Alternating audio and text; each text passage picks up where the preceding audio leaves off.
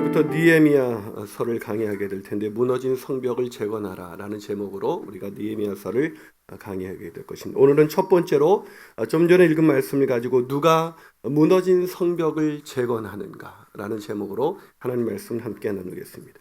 그 유명한 고든 맥도널드 목사님의 이야기입니다. 한 번은 부모님이 아끼는 램프를 실수로 바닥에 떨어뜨리고 말았습니다. 세라믹으로 된 그 램프는 금이 가버리고 말았고 결국 램프의 구실을 할 수가 없게 되었습니다. 그런데 다행스럽게도 아무도 보지 못한 거예요. 그러자 이 어린 맥도날드는 금이 간 부분이 잘 보이지 않도록 다시 램프를 식탁 위에 올려놓았습니다. 하지만 그때부터 부모님이 조금만 램프에 가까이 다가가시거나 아니면 램프 이야기만 나와도 가슴이 콩닥콩닥 뛰기 시작했습니다. 비밀이 어디 있겠어요? 결국 엄마에게 들키고 말았습니다. 엄마가 묻습니다. 네가 그랬니? 네라는 대답과 함께 변명을 하기 시작했는데 엄마는 그냥 가만히 듣고 계시는 거예요. 그리고는 아무 말 없이 램프를 가지고 부엌으로 가시더니 강력한 접착제를 발라 다시 식탁 위에 올려놓았습니다. 램프의 모양은 깨어진 흔적을 갖게 되었지만 램프의 구실은 할 수 있게 된 것입니다. 그러면서 그는 이 어릴 적의 경험을 떠올리면서 이렇게 말합니다. 누구에게나 부서진 삶의 흔적이 있지만 하나님의 은혜로 붙여진 그곳은 깨어지지 않은 것보다 더 강하게 붙어 있는 것을 보게 된다. 그렇습니다. 우리의 삶이 어느 날 갑자기 깨어져 더 이상 쓸 수 없는 존재처럼 될 때가 있습니다. 하지만 그때 하나님의 은혜로 다시 붙여지는 순간 우리는 이전보다 더 견고하고 귀하게 쓰임받는 인생이 될 수가 있는 것입니다. 실제로 책의 저자인 고든 맥도날드 목사님이 그랬습니다. 그는 한순간의 도덕적인 실수로 인해서 더 이상 목회를 할 수 없는 지경에 이르게 되었습니다. 자신도 모르게 자신의 내면 세계가 이미 무너져 있었던 것입니다. 하지만 그 무너진 삶에 다시 찾아오셔서 그의 내면을 재건해 주시는 하나님의 그 한없는 은혜로 말미암아 그는 이전보다 더 견고하고 아름답게 쓰임받는 인생이 될 수가 있었습니다. 그 간증과도 같은 책이 바로 무너진 세계를 재건하라라는 책입니다. 그렇다면 사랑하는 여러분, 저와 여러분의 삶 가운데 무너진 것은 없습니까? 가정 경제가 무너지지는 않으셨습니까? 인간 관계가 무너지고 우리의 믿음과 우리의 내면이 무너져 있지는 않습니까? 우리가 지금 부인할 수 없는 것, 그것은 우리의 삶과 내면은 물론 우리의 삶을 지탱해 주었던 이 나라와 민족, 아니 한국 교회마저 무너져 가고 있다는 것입니다. 이런 위기 상황 속에서 오늘부터 강해하게 될 이 느헤미야서는 그 어떤 성경보다도 우리에게 매우 절실한 하나님의 말씀입니다. 느헤미야를 통해서 140년 동안 무너졌던 그 성벽이 불과 52일 만에 재건되는 놀라운 기적의 역사가 쓰여졌기 때문입니다. 사랑하는 여러분, 저는 이 느헤미야서가 강해되는 동안 우리의 무너진 것들이 다시 재건되는 역사가 일어나기를 주님의 이름으로 축복합니다. 우리의 내면과 신앙이 재건되기를 축복합니다. 우리의 일터와 가정이 재건되기를 바랍니다. 아니, 우리 교회가, 한국교회가 재건되고 이 나라와 이 민족이 다시 재건되는 놀라운 기적의 역사가 일어나기를 주님의 이름으로 축복합니다. 하지만 그 무너진 것들, 그 무너진 성벽이 재건되기 위해서는 반드시 필요한 것이 하나 있습니다. 그것은 바로 이 시대의 느헤미야입니다. 저는 저와 여러분이 이 시대의 느헤미야가 되어서 무너진 것을 다시 세우는 그 놀라운 기적의 역사를 만들어가게 되시기를 주님의 이름으로 축복합니다. 자, 그렇다면 누가 느헤미야처럼 무너진 성벽을 재건할 수가 있는 것일까요? 첫 번째로 무너진 곳에 관심이 있어야 합니다. 뭐라고요?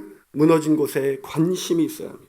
자, 어떻게 느헤미야는 140년간 그 누구도 해내지 못했던 성벽 재건이라는 위대한 일을 완수할 수가 있었던 것일까? 그것은 바로 작은 관심에서 출발했습니다. 자, 오늘 본문 2절을 한번 같이 읽어볼까요? 자, 본문 2절입니다. 시작. 내 형제들 가운데 하나인 하나니가 두어 사람과 함께 유다에서 내게 이르렀기로 내가 그 사로잡힘을 면하고 남아있는 유다와 예루살렘 사람들의 형편을 물었다. 자, 무엇을 물었다고요? 누구의 형편이에요? 유다와 예루살렘 사람들의 형편. 관심을 가진 거죠. 자, 누가요? 누가 관심을 가졌어요? 느헤미야가 관심을 가졌어요. 여러분, 느헤미야가 누군데요? 유다 총독이라도 됩니까? 아니에요. 느헤미야는 그런 유다에서 떨어져서 지금도 그 페르시아의 국에 살고 있습니다. 자, 그런데 왜 유다가 누구이길래 이런 유다와 예루살렘 사람들의 형편에 관심을 갖게 된 것일까? 그 이유를 성경은 이렇게 기록하고 있습니다. 자, 본문 1절을 한번 같이 읽어볼까요? 본문 1절입니다. 유다음 시작. 하가랴의 아들 느헤미야의 말이다. 아닥사스다 왕 제20년 기슬로월에 내가 수산궁에 있었다. 자, 느헤미야를 소개하는 이 짤막한 구절에서 우리는 느헤미야의 정보를 이렇게 얻을 수가 있습니다. 자, 느헤미야는 누구의 아들이라고요? 하가랴. 이 하가랴가 무슨 뜻일까요? 이 하가랴는 여호와가 자취를 감추다. 여호와께서 어둡게 하셨다. 이런 뜻입니다. 즉 느헤미야의 할아버지가 그의 아들, 즉 느헤미야의 아버지 이름을 하가랴라고 부른 것입니다. 자, 왜 이렇게 이름을 지어줬을까요? 그 당시 유대인들은 이름을 지어줄 때 그 당시의 상황에 꼭 맞는 이름을 지어줍니다. 그 당시 상황이 어땠을까요? 그것은 바로 유다가 이 북왕국 이스라엘이 무너지고 나서 남왕국 유다마저 무너지고 이제 그 모든 이스라엘 민족이 다 바벨론의 포로로 잡혀갈 때였습니다. 그때 이 느헤미야의 할아버지도 온 가족을 이끌고 바벨론의 포로로 잡혀간 것입니다. 바로 그때 느헤미야 할아버지가 아들을 낳으면서 이름을 지었습니다. 하가랴라고. 여호와께서 자취를 감추셨다. 여호와께서 어둡게 하셨다. 그런데 이 하가랴의 의미가 또 다른 의미가 있다는 거 아세요? 이 하가랴의 또 다른 의미는 여호와를 기다린다라는 뜻입니다. 여호와를 기다린다. 이게 무슨 말입니까? 느헤미야 할아버지는 이스라엘이 하나님을 떠나 우상을 숭배함으로 바벨론의 포로로 망하게 되었을 때 그때부터 하나님이 다시 재건해 주시기를 기다린 것입니다. 하나님의 역사하심을 기다리신 것입니다. 여러분, 오늘날로 말하면 느헤미야는 이민 3세입니다. 여러분, 이민 3세, 미국에 제가 유학을 할 때 보니까 이민 2세만 돼도 이 민족에 대한 정체성이 없어요. 이민 2세만 돼도 자기가 미국인 줄 알고 살아가고 있더라고요. 그런데 여러분, 느헤미야는 이민 3세입니다. 그런 것도 타국에서 성꽤 잘 나가는 이민 3세. 자, 오늘 보면 1절을 다시 한번 볼까요? 자, 1절을 다시 한번 읽어보겠습니다. 자, 읽습니다. 시작. 하가랴의 아들 느헤미야의 말이다. 아닥사스다 왕 제20년 기슬로월에 내가 어디 있었다고요? 수산궁에 있었다. 즉 아닥사스다의 왕궁입니다. 자, 아닥사스다의 왕궁이 몇 개가 있었는데 그 중에 가장 아름다운 왕궁이, 가장 아름답고 견고한 왕궁이 바로 수산궁이에요. 왜냐하면 수산궁은 오늘날로 말하면 페르시아의 수도였거든요. 이 고고학자들의 말에 의하면 이 수산궁은 금과 은과 상아로 지어진 매우 수려하고 아름다운 궁전이었다고 합니다. 자, 무슨 말입니까? 느헤미야, 그는 할아버지 때에 바벨론에 끌려가 포로의 자식으로 태어난 이민 3세.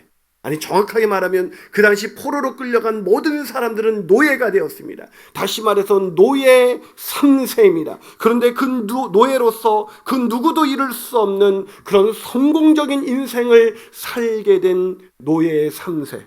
그 사람이 바로 그 느헤미야입니다. 여러분, 그가 어디에 지금 관심이 있다고 말하고 있어요? 유다와 예루살렘 사람들의 형편에 관심이 있었다. 여러분, 이게 이해가 되세요? 이민 3세, 아니 타국에서 포로로 끌려가 노예 신분으로 전락한 노예 3세가 겨우 출세의 발판을 마련했어요. 자, 그렇다면 이 사람의 관심, 우리가 느헤미야 같으면 우리는 어디에 관심이 있겠습니까? 이 출세의 발판을 잘 사용해서 어떻게 계속해서 수상궁에서 더 높이 올라갈 수가 있을까? 이것이 우리의 관심이 아니겠어요? 여러분, 요즘 여자들의 관심이 뭐예요? 온통 여인들의 관심은 에스테틱. 모르세요? 에스테틱? 제 발음이 좀 추했나요? 오직 미용에 관심이 있어요. 어떻게 하면 예뻐질까? 와, 화장품 하나를 구입하는데, 한 세트를 구입하는데 심지어 100만 원이 아깝지 않은 시대. 와, 놀랍습니다. 자, 우리가 그런 시대에 살고 있지 않아요? 남자들의 관심은 어디 있어요? 돈입니다. 권력입니다. 어떻게 더 많이 가질 수 있을까? 온통 그 생각뿐에 더 많이 가져야 인정받을 수가 있으니까. 그런데 느헤미야의 관심은 그게 아니었어요. 느헤미야의 관심은 포로에서 거의 벗어나 고국으로 돌아갔던 자신의 민족의 사람들이었습니다. 아니 어떻게 그럴 수가 있었을까요? 그것은 그의 아버지 하갈야, 아니 그의 아버지의 이름을 지어준 할아버지의 신앙, 포로로 잡혀갔지만 그 민족을 다시 회복시키시고 재건시키실 여호와 하나님만을 기다리며 살았던 할아버지, 자식들에게 포로로 끌려간 이 세상에서 어떻게든 너희들은 살아남아야 한다라고 가르치지 않고 오직 민족과 그 민족을 재건하실 하나님, 그 하나님만을 기다리며 우리가 믿음으로 살아야 한다고 가르쳤던 그 할아버지의 신앙 때문이었습니다. 사랑하는 여러분, 오늘 우리는 무엇에 관심이 있습니까? 오직 자신의 학벌과 출세, 세상에서 더 많이 갖고 누리는 것에 우리는 관심이 있지 않아요. 그러나 무너진 곳에 관심을 두게 된 한 사람, 그 한 사람이 있을 때 비로소 무너진 곳이 회복될 수가 있었던 것입니다. 저는 저와 여러분이 이 무너진 곳에 관심을 두는 이 시대의 느헤미야가 되시기를 주님의 이름으로 축복합니다. 한 말 더 나가서 누가 느헤미야처럼 무너진 성벽을 재건할 수가 있을까? 그 두 번째 비결은 무너진 곳을 위해 기도해야 합니다. 뭐라고요? 무너진 곳을 위해서 기도해야 합니다. 여러분, 관심이 있으면 반드시 하게 되는 게 있습니다. 그게 뭘까요? 기도입니다.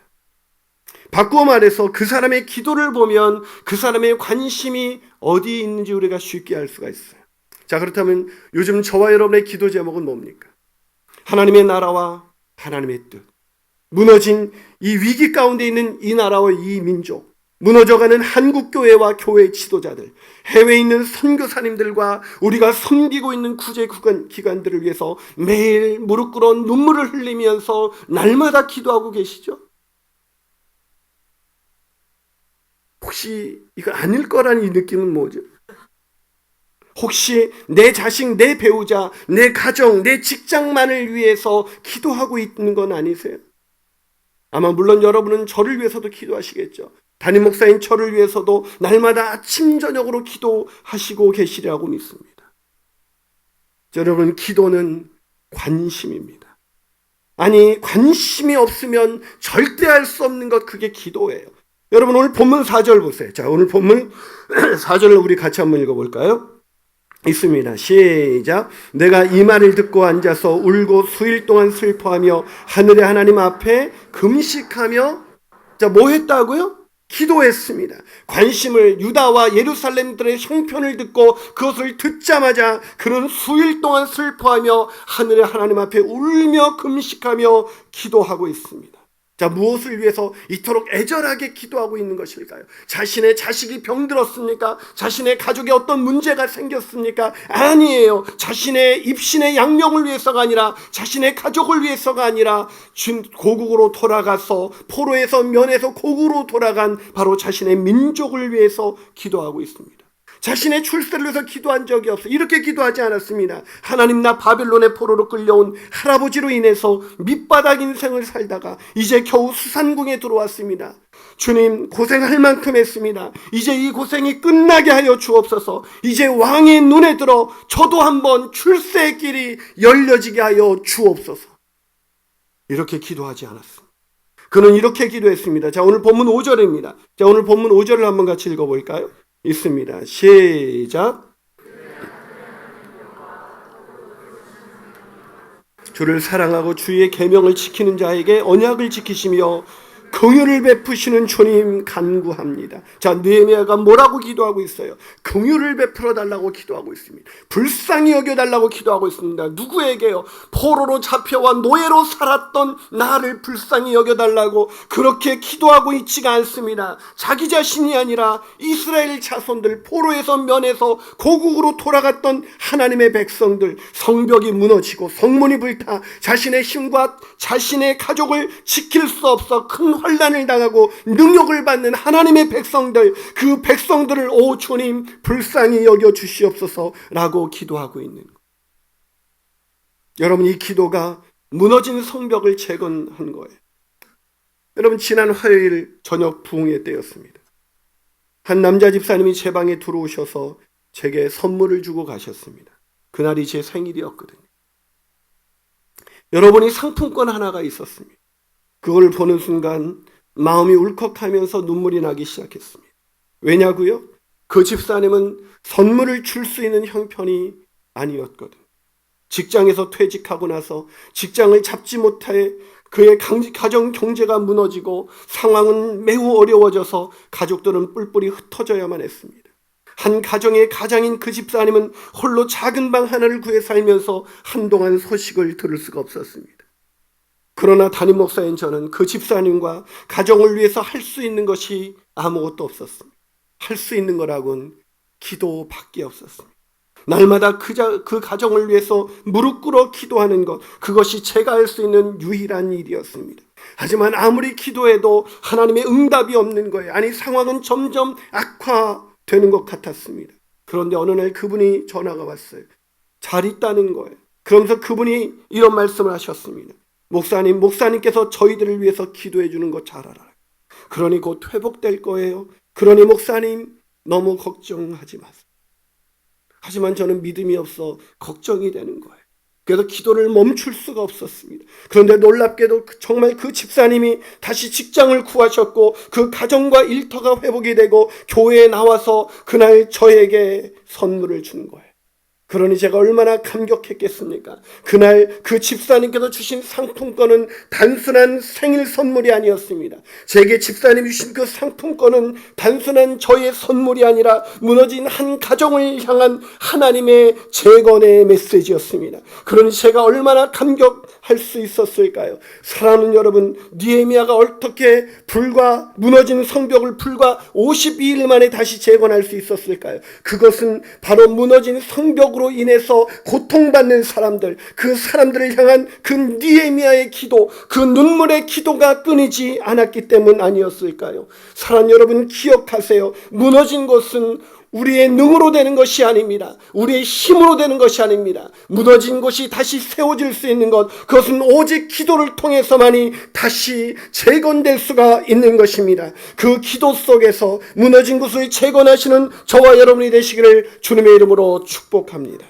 마지막으로 누가 느헤미야처럼 무너진 곳을 재건할 수가 있을까요? 그것은 무너진 곳을 위해 헌신해야 합니다. 무너진 성벽을 재건하는 원리는 매우 간단합니다. 누군가 무너진 곳에 관심을 갖습니다. 그리고 그 관심이 기도로 이어집니다. 그리고 그 기도하던 사람은 결국 헌신의 자리에 나가는 것입니다. 다시 말해서 관심은 있는데 기도하지 않는다. 그 관심은 무너질 곳을 세울 만한 관심은 아닌 것입니다. 그냥 잠깐의 기웃거림 정도죠. 뭐가 있나? 또한 기도는 하는데 헌신하지 않는다. 그 기도 또한 진정한 기도가 아닙니다. 그냥 진정으로 기도하는 사람은 반드시 헌신하게 되어 있기 때문입니다. 우리 교회가 개척될 때 저는 그것을 경험했습니다.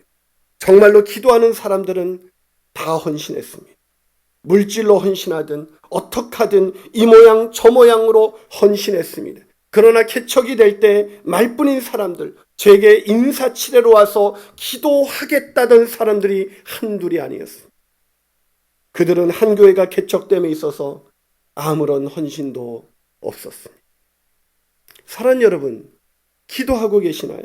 무너진 이 나라와 이 민족을 위해서 기도하고 계시나요? 무너진 가정과 무너진 이 한국교회를 위해서 기도하고 계시나요? 그렇다면 헌신하고 계실 것입니다. 느헤미야가 그랬으니까. 자, 오늘 본문 11절을 한번 같이 읽어보겠습니다. 자, 11절입니다. 있습니다. 시작. 주여 구하오니 귀를 기울이사 종의 기도와 주의 이름을 경외하기를 기뻐하는 종들의 기도를 들으시고 오늘 종이 형통하여 이 사람들 앞에서 은혜를 입게 하옵소서 하였나니 그때에 내가 왕의 술관원이 되었느니라. 자, 무너진 성벽과 이 불타버린 성문을 위해 기도하던 느헤미야. 그 기도하던 느헤미야가 무엇이 되었다고 성경이 기록하고 있습니까? 술관원이 되었다. 여러분 놀랍지 않습니까? 별로 안 놀라시는데요. 여러분 오늘날로 술관원이 되었다는 것은 그 당시 그 왕의 비서실장이 되었다는 거예요. 오늘날로 말하면 대통령 비서실장이 된 것입니다. 여러분, 포로로 끌려온 이민 3세, 아니 노예로 전락했던 노예 3세가 페르시아 제국의 비서실장, 그것도 왕과 함께 국사를 논하는 매우 높은 자리에 올라가게 된 것입니다. 여러분, 이렇게 높은 자리에 올라갔다. 도저히 할 수 없는 입지전적인 그런 인물이 된 것이죠. 여러분, 높은 자리에 올라가게 되면 우리 마음이 어떻게 변하는지 아세요? 높은 자리에 올라가게 되면 더 높은 자리에 올라가고 싶습니다. 여러분, 돈을 벌면 어떻게 되는지 아세요? 돈을 더 벌고 싶습니다. 그런데 느헤미야가 이 높은 자리에 올라가서, 여러분, 도저히 그날 페르시아 사람도 오를 수 없는 자리에, 그것도 그 페르시아 사람들에게 보면 아주 노예에 불과한 이방인이 높은 자리, 그것도 비서실장에 올랐습니다. 자, 이때 느헤미야는 무엇을 하고 있습니까? 자, 이 자리에 올라가서 느헤미야가 한 일, 그것이 바로 느헤미야서 2장 4절과 5절입니다. 자, 느헤미야서 2장 4절과 5절 같이 한번 읽어보겠습니다. 시작. 왕이 내게 이르시되 그러면 내가 무엇을 원하느냐 하시기로 내가 곧 하늘의 하나님께 묵도하고 왕에게 아뢰되 왕이 만일 좋게 여기시고 종이 왕의 목전에서 은혜를 얻었사오면 나를 유다 땅 나의 조상들의 묘실에 있는 성읍에 보내어 그 성을 건축하게 하옵소서. 자, 느헤미야가 왕에게 무엇을 요구하고 있어요? 자신의 입신양명입니까? 아니요. 자신의 고국에 무너진 성벽과 성을 건축할 수 있게 해달라는 것입니다. 무슨 말입니까? 하나님께서 기도하던 그를 축복하시자 그 축복을 자신의 입신양명이 아닌 무너진 이스라엘 백성들, 이 땅에 소외된 그 백성들을 위한 헌신으로 바꾸어 버린 것입니다. 사랑하는 여러분, 무너진 곳에 관심이 있습니까? 무너진 곳을 위해서 기도하고 계십니까? 그렇다면 무너진 곳을 위해서 저와 여러분은 지금 무엇을 하고 계시나요? 전라북도에 가면 삼내 성결교회라고 있습니다. 그 교회에 문형일이라는 한 집사님의 이야기가 전해옵니다. 문형일. 어느 날 이분이 전주 예수병원에서 맹인의 눈을 뜨게 하기 위해서 죽은 사람의 눈을 산다는, 그 병원에서 눈을 산다는 이야기를 듣고 그 병원을 찾아가서 이렇게 말했습니다. 병원의 원장이 묻습니다. 무엇 때문에 오셨나? 그저 문영일이라는 집사님이 말합니다. 눈을 팔러 왔습니다. 선교사이면서 병원 원장이셨던 그분이 너무나 놀라서 왜 눈을 팔려고 하냐고 물었더니 내용은 이랬습니다. 섬기고 있는 교회가 예배당을 짓다가 교인들이 너무 가난해 중단되었는데 모든 교인들이 온 힘을 다했지만 마무리할 수 있는 방법이 없게 되었다는 것입니다. 그런데 이 병원에서 눈을 산다는 이야기를 들어서 한쪽 눈으로 살면 되지 하는 마음으로 병원을 찾아왔다는 것입니다. 얼마나 황당합니까? 너무나 황당해진 선교사님이자 병원장님이 그 이야기를 듣고 이렇게 말씀하셨습니다. 집사님, 그렇게까지 심하게 할 필요가 있겠습니까? 그러자 이 문형일 집사님이 이렇게 대답했습니다. 선교사님은 저희들에게 교회는 그리스도의 몸이라고 가르치셨죠. 물론이죠. 그렇다면 그리스도의 몸된 교회의 고난은 그리스도를 위한 고난이 아니겠습니까? 그야 그렇죠. 그러면 나를 위해 목숨을 버려주신 그 주님을 위해 이 두 눈 중에 한 눈을 희생하는 것이 지나친 희생이겠습니까? 그것을 어째서 지나친 희생이라 말하십니까? 선교사님은 그 말에 충격을 받고 그 사람이 돌아간 그 자리에서 눈물로 밤을 지새웠다고 합니다. 그리고 그 집사님의 믿음에 감동이 되어서 결국 전주 예수병원에서 그 교회를 다 지어줬다고 해요. 물론 눈은 팔지 않았습니다. 사랑하는 여러분, 이 나라 이 민족이 전쟁 이후 폐허 가운데 있게 되었을 때 그들에게 희망이 되는 교회가 세워질 수 있었던 것, 그것은 초기 그리스도인들의 지나친 헌신이 있었기 때문이었습니다. 그런데 오늘 이 무너진 이 땅, 이 민족을 바라보면서 저는 왜 그 지나친 헌신이 사무치도록 그리운 것일까요? 그 헌신하는 그 한 사람, 느헤미야만 있다면 무너진 이 나라 이 민족, 소망이 사라진 이 민족, 이 무너진 한국교회와 이 무너진 가정들이 다시 세워질 수 있지 않을까요? 제가 우리 교회에 주신 그 비전을 놓고 나가면서 기도할 때 사실 지난주 여러분에게 그 비전을 다시 한번 선포하면서 기도하는데 아무래도 내 마음속에 믿음이 사라지기 시작하는 거예요. 성도들의 형편도 어려운데 이런 부분이 과연 진행될 수 있을까? 저는 주일 저녁에 그냥 하나님께 기도하다가 하나님 아무래도 안 되겠어요. 교인들의 형편이 어렵습니다. 이런 상황 속에서 또다시 교회를 개척한다는 것은 너무나 힘겨운 일입니다. 하나님 포기하겠습니다. 그리고 개척위원장이 되신 우리 이희관 집사님께 전화를 걸어서 그냥 포기합시다. 그렇게 말씀을 드렸습니다. 그러고 나서 장례식을 가는데 그 소식을 들었던 몇몇 집사님들이 저에게 찾아오셔서 목사님 왜 포기하십니까? 목사님이 믿음으로 살라고 하시고 왜 포기하십니까? 목사님 제가 집이라도 팔아서 헌신할 테니 목사님 제발 이 일을 진행하십시오. 근데 사실 놀랐습니다. 제가 하나님께 이렇게 기도했거든요. 하나님 이 개척을 하나님이 기뻐하시면 사인을 주십시오. 그 사람들이 진짜 말도 안 되는 가격에 주든지 아니면 우리 안에서 집이라도 팔아야 되는 상황이 아니겠습니까?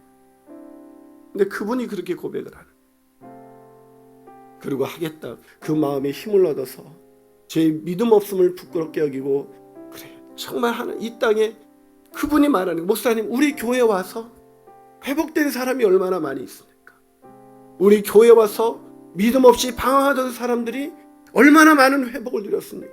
이런 교회가 목사님 하나님이 주신 그 비전처럼 또 다른 도시에 계속해서 세워지는 것 그것이 얼마나 놀라운 축복이겠습니까?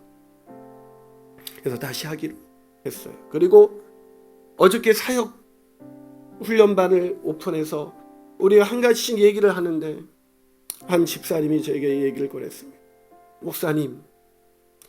목사님이 아시는 것 자기는 목사님이 믿음으로 살라 그래서 너무 마음이 뻥 뚫렸는데 그 전에 제가 몇몇 집사님하고 그런 걸 가지고 고민을 할 때 그 집사님 옆에 계셨는데 저를 보고 너무 실망했다는 거예요. 계산기를 두드리면서 이것이 과연 될까를 생각하면서 접으려고 하는 그 목사님을 보면서 너무나 마음이 힘들었다는 거예요. 목사님 저는 그 믿음으로 사는 것이 얼마나 놀라운 축복인지 목사님을 통해서 알았다는 거예요. 그러면서 그분이 말을 했습니다. 자기가 목사님이 교회에서 뭔가 헌신을 하려면 늘 나한테 자네는 핏이나 먼저 갚아. 헌신하지 말고 헌금하지 말고 핏이나 먼저 갚아. 제가 그랬거든요. 그분의 빚이 월 600씩 맨날 갚아야 돼요. 물론 원금까지 포함되지만 월 600을 갚아야 되는 그 어느 날 이분이 작은 그냥 통신 가게를 했는데 직원이 그 모든 기기를 들고 나른 거예요. 순간 모든 것을 다 털려버려서 사랑하는 딸과 방 한 칸 얻을 곳이 없어서 그래서 다시 그렇게 달러이자를 벌어서 얻은 그곳에서 애와 의자를 놓고 그 어린 딸과 잠을 자는 그 사람에게 제가 헌신하라고 할 수가 있겠어요? 그 사람이 밥을 나하고 만나서 밥이라도 한번 살려면 당신은 빚이라도 갚아. 빚 갚고 해. 그랬던 사람이었거든요. 근데 그분이 사역훈련반에서 어제 저에게 말합니다. 목사님 저는 예수님이 날 위해서 구원하신 이 은혜만 생각하면 저는 하나님이 아무것도 주지 않아도 너무나 감사한 인생이에요. 그걸 이 교회에 와서 깨달았습니다. 하나님이 이미 자신의 아들을 아낌없이 내어주신 그 하나님 때문에 내가 이렇게 감사하고 하나님께 뭐 드릴 것이 없을까? 내가 하나님의 나라를 위해서 쓸 수 있는 것이 없을까? 그런데 목사님이 자꾸 계산기를 두드리시니까 나도 이렇게 믿음으로 살아야 되는 것이 아니라 계산기를 두드리면서 내 인생의 노후를 준비해야 되는 것이 아닌가? 라는 생각을 하니 목사님 참 마음이 비참합니다. 그런데 목사님이 다시 오늘 하겠다고 하니 제 마음속에 너무나 기쁨이 오고 제 마음속에 한번 믿음의 도전을 하고 싶습니다. 제가 땅 한 평 살려고 해보니 월 80만 원씩 또 감당해야 되는데 나는 그 믿음으로 나가기 원합니다. 그걸 하나님 내가 이렇게 하다 내 직업이 망하고 내가 나앉게 되더라도 나에게 주신 그 하나님의 놀라우신 은혜 때문에 목사님 저는 불평 없이 이 일을 할 수가 있습니다. 그 얘기를 듣고 제가 어저께 사역훈련만 끝나고 집에 돌아와서 펑펑 울었습니다. 이 시대도 하나님이 이 시대에 느헤미야를 보내시는 거예요. 계산기를 두드리면서 성도들을 인간적으로 걱정하고 염려하면서 그래도 아무리 하나님의 뜻이 좋지만 이건 아닌 것 같아 라고 생각했던 제 믿음 없음을 책망하는 우리 집사님들의 모습. 한 땅에 교회가 세워져 그 교회를 통해서 수많은 사람들을 구제하고 선교하고 세상에 믿음 없이 뭐가 인생의 목적이 뭔지 알지 못한 채 살아가는 사람들, 그 사람들의 수많은 간증이 떠올랐습니다. 그래, 동탄에 모여들어서 세상에서 지쳐서 밀려나온 사람들, 그 사람들에게 또다시 교회가 세워져 이런 교회가 동탄에도 평택에도 안성에도 계속해서 세워질 수 있다. 그것이 얼마나 이 나라와 이 민족을 세우는 그런 동력이 될 수가 있을까. 여기 앉아있는 이 광교지구 총교는 누군가가 헌신해서 오늘 우리가 여기에 있는 것입니다. 또 우리가 헌신해서 또 다른 교회가 세워지고 또 다른 교회 사람들이 헌신해서 또 다른 교회가 계속 세워지는 그런 아름다운 릴레이가 오늘 이 시대의 한 사람 느헤미야를 통해서 세워지는 것입니다. 사랑하는 여러분, 이 시대의 느헤미야가 바로 우리가 되어야 하는 것, 그것이 이 시대의 사명이 아니겠습니까? 같이 기도하시겠습니다.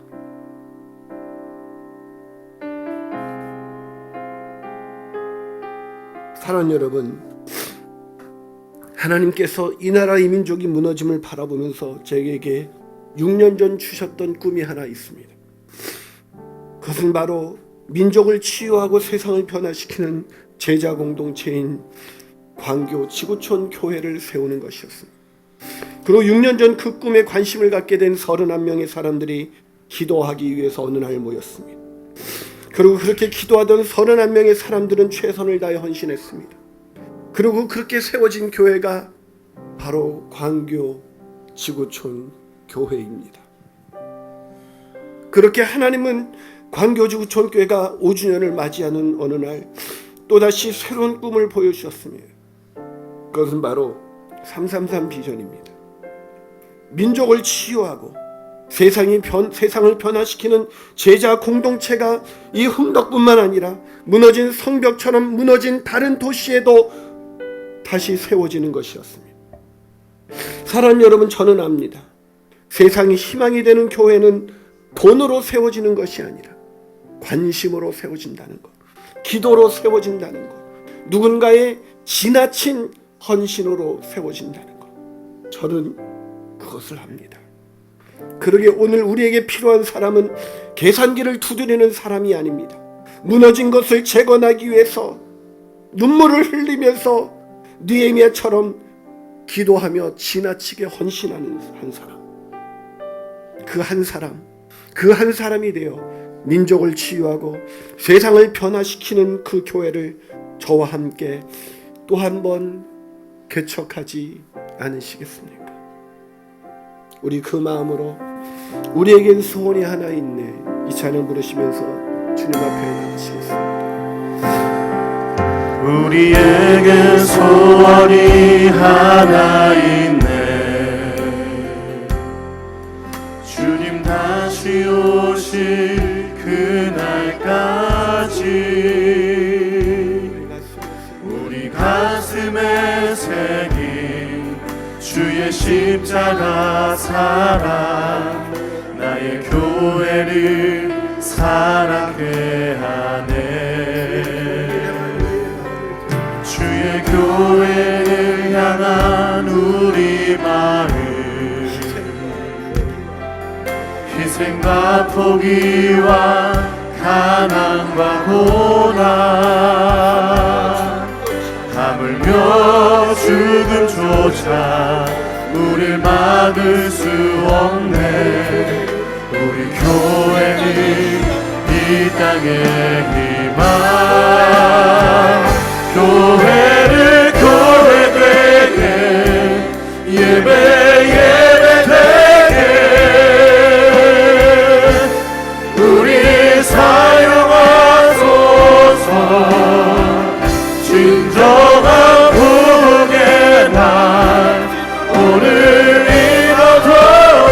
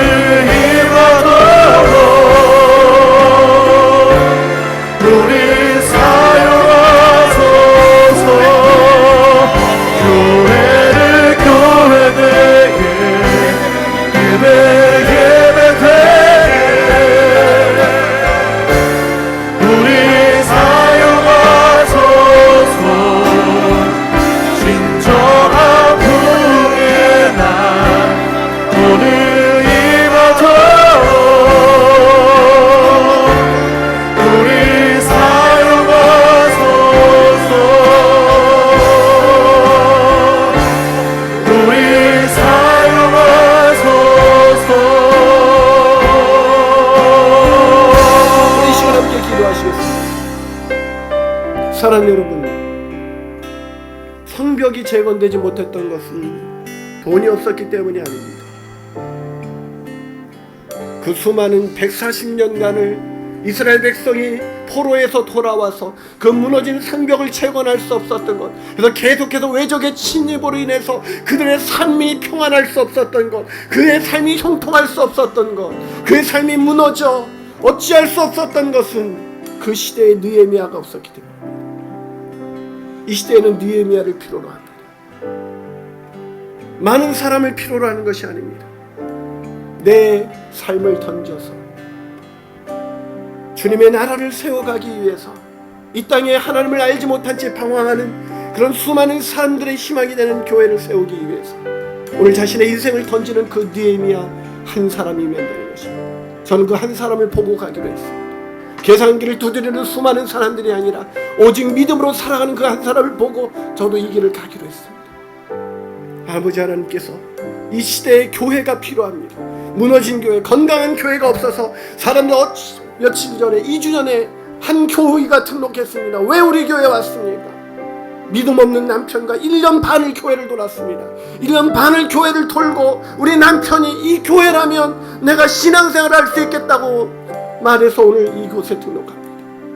수많은 교회가 있지만 교회다운 교회를 찾지 못하는 이 시대 속에서 계속해서 광교주구촌교회, 건강한 교회가 이 흥덕에만 존재할 이유가 있겠습니까? 제2동탄에도, 평택에도, 안성에도, 전안에도 계속해서 교회가 세워지는 것, 그 교회를 통해서 이 땅에 희망을 잃어버린 사람들이 희망을 갖게 되는 것, 그것이 우리가 이 땅에 존재하는 이유가 아닐까요?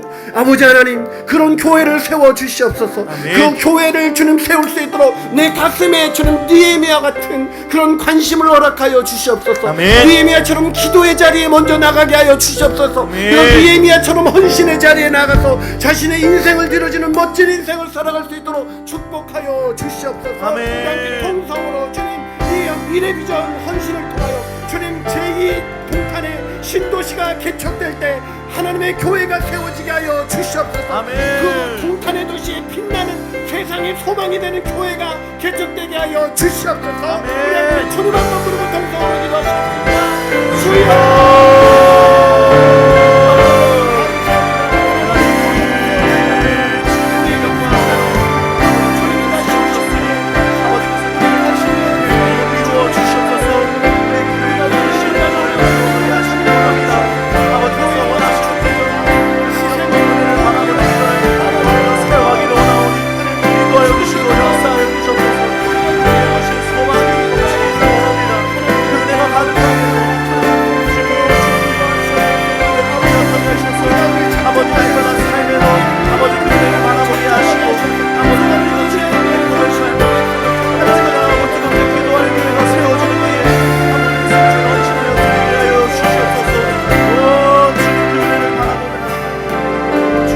하나님 아버지 감사합니다. 우리의 소원, 나 잘 먹고 나 잘 사는 것, 내 자식들 잘 되는 것, 그게 아니게 하여 주옵소서. 먼저 그 나라와 의를 구하라. 그리하면 이 모든 것을 너희에게 더하시리라는 하나님의 음성이 믿어지는 역사가 일어나게 하여 주옵소서. 하나님의 나라를 위해서 우리의 모든 것을 드릴 때에 하나님께서 우리의 모든 것을 책임져 주시는 것을 경험케 하여 주시옵소서. 이 시대에 교회가 없다고 말합니다. 수많은 교회의 십자가가 밤마다 빛나는데 사람들은 교회가 없다고 말합니다. 하나님 아버지, 우리 교회가 교회다운 교회가 되게 하여 주옵소서.